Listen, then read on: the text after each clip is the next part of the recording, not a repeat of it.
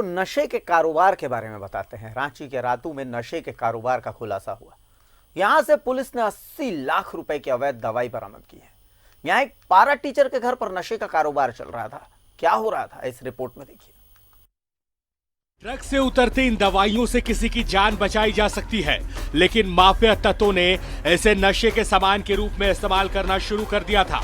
Drugs के रूप में इस्तेमाल किए जा रहे इन दवाइयों को देखकर एक बार तो झारखंड स्टेट ड्रग कंट्रोलर के अधिकारी भी सन्न रह गए। जब पूरी दुनिया कोरोना की रोकथाम के लिए दवा खोजने में व्यस्त है, बिहार के रहने वाले माफिया तत्वों ने पूरे झारखंड को नशे में डुबो देने का खेल खेलना शुरू किया है। माफिया तत्वों ने पहले एक पारा शिक्षक की दुकान को भाड़े पर लिया, कहा कि कोरोना की दवा का सप्लाई करना है, और फिर शुरू हो गया झारखंड को नशे के काले कारोबार में डुबाने का सिलसिला। दवाइयों को ड्रग बनाने वाले बिहार के छोटू सिंह, अम्बुद सिंह और मंटू सिंह फिलहाल फरार हैं। ये दुकान इस कह के लिया ना, हम यहाँ से दवा दुकान इस पे करेंगे। कौन लिया? ये अम्बुज सिंह। उसके बाद में हम तो सिमलिया में रहते थे, मेरा घर उधर दुकान वाला बनाया हुआ है। हमको ये पता नहीं चल रहा था कि ये इस तरह से धंधा करता है। धंधा इस तरह से जानते तो हम पहले इन्फॉर्मेशन थाना में कर देते। जब्त दवाइयों की कीमत 80 लाख के आसपास है। इन दवाइयों की बिक्री डॉक्टर द्वारा लिखे गए प्रिस्क्रिप्शन के आधार पर ही मरीजों को दी जाती है, लेकिन दवाइयां जरूरत से ज्यादा ले ली जाए तो ये पूरी तरह से नशे के रूप में काम आने लगती है। पूरी कहानी का पर्दाफाश उस वक्त हुआ जब गुमला में सड़क जाम के दौरान एक गाड़ी पर लदे दवाइयों को देखा गया। पूछताछ हुई, ट्रक ड्राइवर ने कहा कि गिरफ्तार मत कीजिए, रांची ले चलिए, पूरी जानकारी आपको दे दूंगा। और जब झारखंड ड्रग्स कंट्रोलर के अधिकारी रांची के सिमलिया मोहल्ले में पहुंचे तो सारी कहानी खुलकर सामने आ गई। एक्चुअली क्या हुआ कि गुमला से जो है एक लीड आई थी, वहाँ एक जो है नशा का व्यापार करते हुए जो है एक आदमी पकड़ा गया था। उसने बताया कि हम जो है रांची से नशा का व्यापार करने वाला सामान लेके जाते थे। तो वहाँ की संयुक्त दल जो है रातू थाना के साथ जो है कार्रवाई किया। तो उसमें एक अम्बुज करके जो है एक व्यवसायी था, तो उनके यहाँ जो है कल उन्होंने सील किया और हम लोगों को बुलाया कल। तो वहाँ चेकिंग के दौरान एक गाड़ी वो पुलिस को देखते ही वो बैक रिटर्न भागने लगी। तो पुलिस ने चेज करके उसको पकड़ा, 2 बंदों को पकड़ा। इसमें एक बंदा ने बोला कि मैं रांची जाकर के मैं उद्भेदन कर दूंगा, मैं माल कहां से लाता हूं। झारखंड स्टेट ड्रग कंट्रोल के अधिकारी इस काले कारोबार की तह तक जाने की कोशिश में है। यदि अदालत में तमाम आरोपियों के गुनाह साबित हो गए तो 10 साल की सजा हो सकती है। दवाओं के इस खेप से करीब 2 करोड़ लोगों को नशे का आदी बनाया जा सकता था। सब कुछ कोरोना के नाम पर चल रहा था। अगल बगल के लोगों को जब कभी शक होता था, कारोबारी यही बोलते थे ये कोरोना की दवा है। लेकिन जब ड्रग इंस्पेक्टर ने छापेमारी की तो पूरा मोहल्ला दंग रह गया। करीब 80 लाख का ड्रग्स बरामद किया गया। तीनों लोग फरार हैं। कैमरामैन कौशल के साथ अजय लाल, न्यूज़ 11 रांची। और अजय लाल हमारे साथ सीधे जुड़ चुके हैं। हम समझने की कोशिश करते हैं। अजय, जब आप रातू सिमलिया पहुंचे, एक पारा टीचर के घर में ये सारा कारोबार चल रहा था, वहां आपको नजर में क्या आया, क्या लगा, वहां पर आखिर चल क्या रहा था? ये 80 लाख की दवाइयां। सबसे पहले लोगों को ये बताना जरूरी है कि ये दवाइयों को ड्रग्स क्यों कहा जाता है। देखिए, आप इसको ये समझिए, हमारे दर्शक जानते होंगे कि जब एक पुलिस वाले के पास हथियार होता है तो वो माना जाता कि ये लोगों की सुरक्षा के लिए है। लेकिन जब वही हथियार नक्सलियों के पास पहुंच जाए, माफिया तत्वों के पास पहुंच जाए, तो वो हथियार खतरनाक हो जाते हैं। ये जो तमाम दवाइयां हैं, 80 लाख के आसपास की दवाइयां हैं, ये दवाइयां अमूमन ऐसे लोगों को दिया जाता है जिन्हें दम्मा की शिकायत होती है, लगातार खांसी होती रहती है, रात भर जिनको नींद नहीं आती है, वैसे लोगों को ये दवा दी जाती है डॉक्टरों के प्रिस्क्रिप्शन के आधार पर। लेकिन ये दवाइयां जब अचानक से इसका डोज बढ़ा के कोई व्यक्ति ले लेगा तो वो नशे के रूप में काम आने लगता है। कारोबारियों ने, माफिया तत्वों ने इसी का फायदा उठाया था। लगभग 3 दुकानें थी और आसपास के लोगों को ये कहा जाने लगा था कि कोरोना की जो दवाई है उसका वो डिस्ट्रीब्यूट करते हैं पूरे झारखंड में।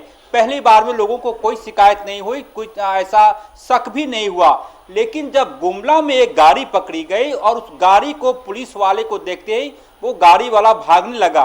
पुलिस ने जब खदेड़ कर पकड़ा तो बड़ी मात्रा में उस पर ऐसी दवाइयां रखी हुई थी जो कि खांसी, दमा, नींद न आने की स्थिति में मरीजों को दी जाती है। ड्राइवर इतना ज़्यादा डर गया कि उसने कहा कि मुझ पर कोई कार्रवाई मत कीजिए, मैं रांची जाकर पूरे चीज़ों को बता देता हूं। और जब रांची में टीम आई सिमलिया मोहल्ले में, तो देखा कि पूरा का पूरा गोदाम इन दवाओं से भरा हुआ है। और एक बात और भी, इन दवाइयों को जब जब्त किया जाने लगा था तो तीनों आरोपी जो मंटू सिंह है, उसके अलावा कई दो अन्य नाम है, मैं भूल रहा हूँ, रिपोर्ट में है वो चीज़ें, वो तीनों बिहार के रहने वाले हैं और वहाँ से अचानक से भाग करे हुए। ड्रग कंट्रोलर ने लाख कोशिश की कि किस तरह से गिरफ्तार किया जाए, ये लोग गिरफ्तारी नहीं दे पाए। और एक पैरा टीचर को ये कह रखा था कि आपकी दुकान को हम एक मेडिकल स्टोर के रूप में ले रहे हैं। वो पैरा टीचर भी थाने पर आया हुआ था, उसने खुद से लिखकर अब पूरा का पूरा अपना जो पहला बयान होता है वो लिख कर दिया है। तो पूरे जिले में गुमला, सिमडेगा, पलामू, लातेहार, हजारीबाग, रामगढ़, ये तमाम जगहों पर ये दवाइयाँ जाती थी, लेकिन ड्रग्स के रूप में इस्तेमाल होता था।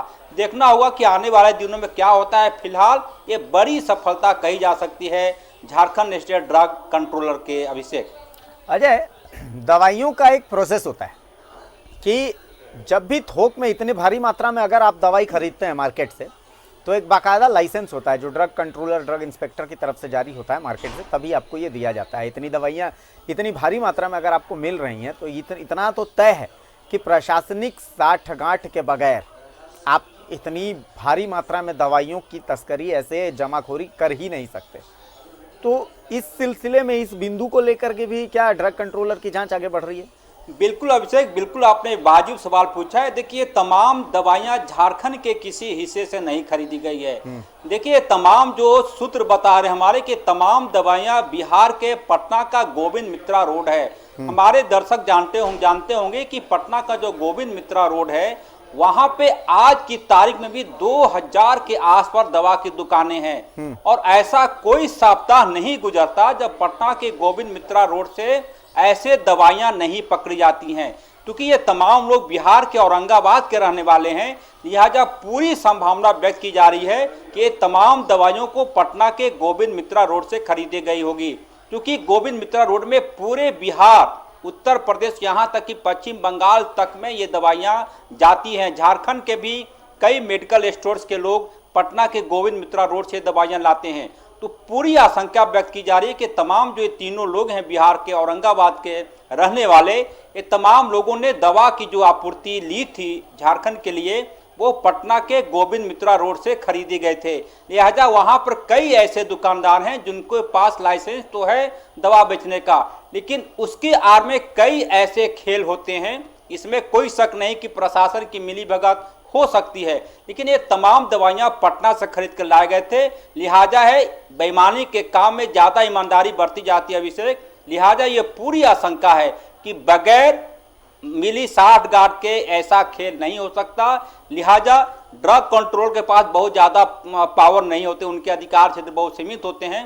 लिहाजा स्वास्थ्य मंत्रालय को आगे आके कार्रवाई करनी होगी कि पूरा का पूरा तार कहाँ तक जुड़ा हुआ है। अभिषेक, अजय, बिल्कुल ये एक छापामारी है और जो भी ड्रग्स जब्त हुए, चूंकि दवाइयाँ जब्त हुई हैं, अब दवाइयों को ड्रग क्यों कहा जाता है ये तो आपने समझा दिया। सड़क पर जब आप चलते हैं तो आप देखेंगे कि इन्हीं दवाइयों का इस्तेमाल करके कई छोटे बच्चे नशे में धुत रहते हैं, उनसे भूख तक मंगवाई जाती है। शराब पर आप रोक लगा देते हैं, गांजे पर आप रोक लगा देते हैं, चरस पर आप रोक लगा देते हैं, पर बहुत ज़्यादा ज़रूरत है कि ऐसी जो दवाइयाँ हैं जो जीवन दायिनी का काम हो सकती हैं, तो वो जीवन हरण का भी काम करती हैं यही दवाइयाँ। जिस तरीके से ये दवाइयाँ अगर खांसी रोकती हैं तो भाई खांसी के बाद वो सुलाने का काम भी यही दवाई करती है। तो बड़ा मतलब बहुत विषम स्थिति है, लेकिन सरकार को कोई ऐसी ठोस रणनीति तो बनानी पड़ेगी। एक ठोस रणनीति होनी चाहिए ताकि ऐसी ये जो घटनाएं सामने आती है, शराब को लेकर के आप ठोस रणनीति बनाते हैं, गांजे को लेकर के बनाते हैं, लेकिन दवाइयों को लेकर के बहुत ज़्यादा ठोस रणनीति ऐसी नज़र नहीं आती। बिल्कुल अभिषेक, देखिए पर रांची का जो कटहल मोड़ का इलाका है, वहाँ पर 2-3 दवा की दुकानें हैं। वहाँ पर आज की तारीख में एक दुकानदार, मैं नाम नहीं लेना चाहूँगी क्योंकि न्यूज़ 11 कुछ सबूत इकट्ठा कर रहा है ऐसे दुकानदारों के खिलाफ, और निकट भविष्य में रिपोर्ट भी मैं दिखाऊंगा इसकी कैसे कैसे। वहाँ पे उसी व्यक्ति को प्रतिबंधित दवाएं मिलती हैं जो पूरी तरह से मान लीजिए कि किसी दवा का कीमत 125 रुपया है, तो यदि आप 200 रुपये का नोट लेकर जाएंगे तो वहां आपको दवा नहीं मिलेगी। यदि आप 500 रुपये का नोट लेकर जाएंगे तो दवा नहीं मिलेगी। दुकानदार इतना शातिर है कि उसने कोड वर्ड दे रखा अपने ग्राहकों को, बिल्कुल नपा तुला 125 रुपया लेकर जाएं आप और आपको दवा मिल जाएगी। मान लिया किसी दवा की कीमत 135 रुपया है, तो बिल्कुल 135 रुपया लेकर ही आप जाएंगे तभी वो दवा मिलेगी। ये कोड वर्ड है जो कि आसपास के लोग, और जैसा कि मैंने कहा कि जब बेईमानी का काम किया जाता है तो सबसे ज़्यादा लोग ईमानदारी बरतते हैं। तो ऐसी दवा बेचने वाले और खरीदने वाले भी जानते हैं कि कैसे जाएंगे तो कौन सी प्रतिबंधित दवाएं हमें मिल जाएगी। मैं कह रहा हूं बार बार, कटहल मोड़ इलाके में 3 ऐसी दुकानें हैं दवा की जहां पर कि इसी कोड वर्ड के माध्यम से दवाएं बेची जाती हैं। हो सकता है अन्य मोहल्लों में भी ऐसे कारोबार होते रहे हों, क्योंकि रुपयों की चमक, सिक्कों की खनक कितनी ज़्यादा प्यारी हो जाती है लोगों के लिए कि कई बार नियम, कायदा, कानून, लॉ, तमाम चीज़ों की धज्जियां उड़ा जाती है। किसी का जीवन नरक बन रहा है तो बनने दीजिए, हमारे पास पैसे आ रहे हैं। और मुझे लगता है कि स्वास्थ्य विभाग को, ड्रग कंट्रोलर को इन बातों की जानकारी होती होगी, लेकिन साथ ही इतने ज़्यादा लोग हैं कि कई बार बचकर निकलने में भी उन्हें महारत हासिल होती है। आज की जो कार्रवाई है, तारीफ करनी होगी ड्रग कंट्रोल के अधिकारियों को कि उन्होंने गुमला और रांची में एक साथ ज्वाइंट ऑपरेशन करके इतनी बड़ी मात्रा में ये जो दवाइयां हैं जो कि ड्रग्स के रूप में इस्तेमाल होते थे, इसमें कामयाबी पाई है। आने वाले दिनों में इसी तत्परता की जरूरत है अभिषेक, और आपने बिल्कुल सही कहा कि इस मामले में स्वास्थ्य मंत्रालय को और ज्यादा चौकन्ना होना होगा। जी बिल्कुल। चलिए अजय, बहुत बहुत शुक्रिया। और चौकन्ना रहने की ज़रूरत है। चौकन्ना इसलिए रहने की ज़रूरत है क्योंकि यही दवाइयाँ जान बचाती हैं, तो यही दवाइयाँ नशे की आदी भी बना देती हैं। तो आपको समझना है कि आपको इन दवाइयों को किस तरीके से इस्तेमाल में लाना है।